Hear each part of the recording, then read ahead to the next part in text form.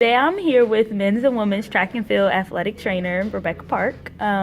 She will answer a few questions, and I hope it will provide everyone with a better understanding about stress and anxiety. So first things first, can you tell us a little bit about yourself? Well, this is my third year here at U of L as the men's and women's track and field and cross country athletic trainer. It's my fifth year working with the sport. I really enjoy it, but it is a lot of work, and I do have a lot of experience in the dealing with stress and anxiety with athletes standpoint.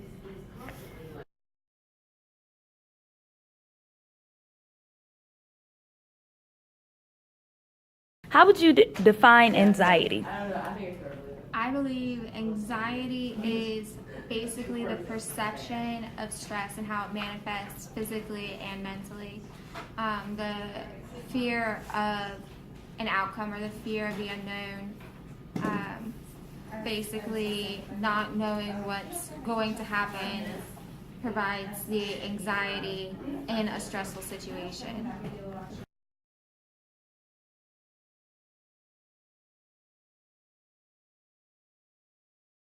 In my book, they talk about difference between trait anxiety and state anxiety. Trait anxiety is basically anxiety that is part of someone's personality. And then state anxiety is anxiety that is, it occurs in certain situations and can decrease as the situation progresses. What do you typically do to help athletes that may have one or the other? It's a big part about knowing the athlete. So the beauty of my job is that I spend all day, every day with all of the athletes. So I get to know them pretty well. By the time they've been with me as well for a couple years, then I know their triggers. I know their things that I can do to help them. I know when they're acting themselves and when they're not acting themselves, when something is off and stressing them out. So a big part about it is just knowing the athletes and knowing how they act on a daily basis as well as responding to situations. And then dealing with stress and anxiety is part of my training, but it's not something I'm an expert at. So when the time calls for it, then referring them to our team mental health counselor is the next step.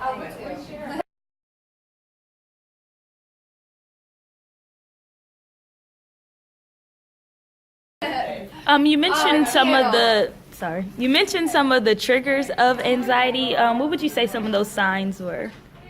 Some of the signs of anxiety can be shortness of breath. It can be kind of locking up, getting tense.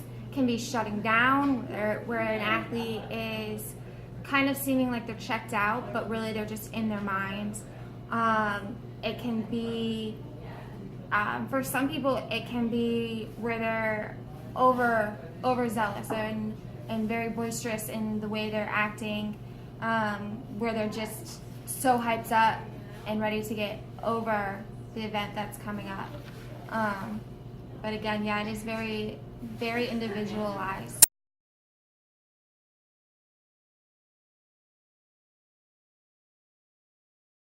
So in my book, they talk about 4 stages of the stress process, and those include environmental demand, perception of demand, stress response, and behavior consequences.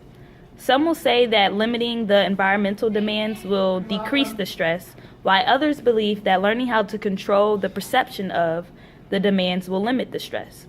Which do you believe is best and why? Or do you believe that both have some contribution to it? I believe both have some contribution to it. I believe that if you can remove the trigger, then that's the easiest part to the whole thing. But a lot of the times in our sport and in life in general, you can't remove that trigger. So then you have to learn how to deal with that trigger. And the people who can learn how to respond and deal with it with less anxiety and with less stress are the ones who then can deal with that and manage it consistently moving forward. And the ones who maybe in sport they've got triggers to different things and they can learn how to work through it and learn how to deal with it, and then there's carryover from that into their personal life. They learn how to deal with stress and anxiety with little things in their daily life because they can do it in their sport as well. So both are contributing factors, If you can eliminate the environmental, great. Sometimes you can't though. For a track athlete, for example, if the trigger is running a race, well, you can't exactly remove running the race. So you learn how to deal with that stress and you deal with that, and that's what's going to set you up for more success long term.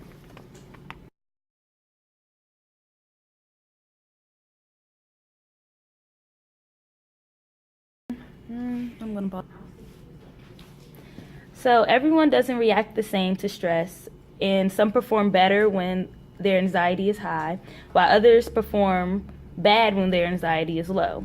There are models like the multi-dimensional anxiety theory that can help predict if anxiety would hurt or help a certain athlete. Do you think this type of theory would be helpful in improving the team's overall performance? I do believe so, especially with incoming athletes who are new to the team. After you work with an athlete for a year or more, you get to know them, you know the answer to that question. You don't need a scale to tell you whether they respond well to stress or take it negatively and let it shut them down. But when you have an athlete who's coming in as a freshman, someone who's new that you don't know so well, you have to work and try and figure that out. Whereas if you could know the answer to that question before you got to the first races, maybe you could start preempting some of that and reduce some of that stress ahead of time, or learn how to cope better with the anxiety ahead of time.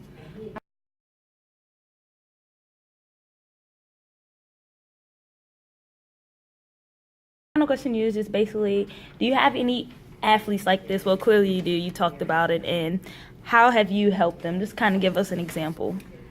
I think there's two different types of athletes. There's the athlete who needs that kind of just reassurance that everything's going to be okay. They need that little pat on the back, that little life's going to move on, life's going to go on, you're fine.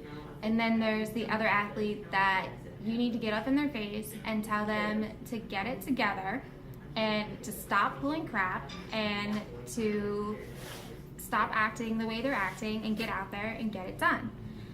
So it kind of, again, goes back to knowing the person and knowing their triggers, knowing how they deal with anxiety and stress. But those are two examples. One athlete who just needs to know life's going to move on, that at the end of the race, it's going to hurt, but they're going to live, and it's going to be okay, and that reassurance.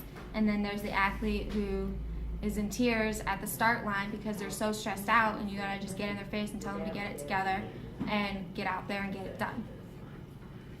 Okay. Well, thank you so much for your time. It is very appreciated.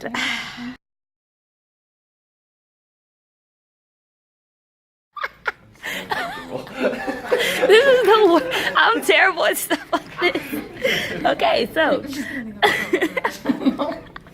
Okay, we are recording right now. I'm going to have to cut this. Okay, so today. What was the rest of the question? Just if you think it would help improve the team's overall performance. Oh, then yes. All right, and then.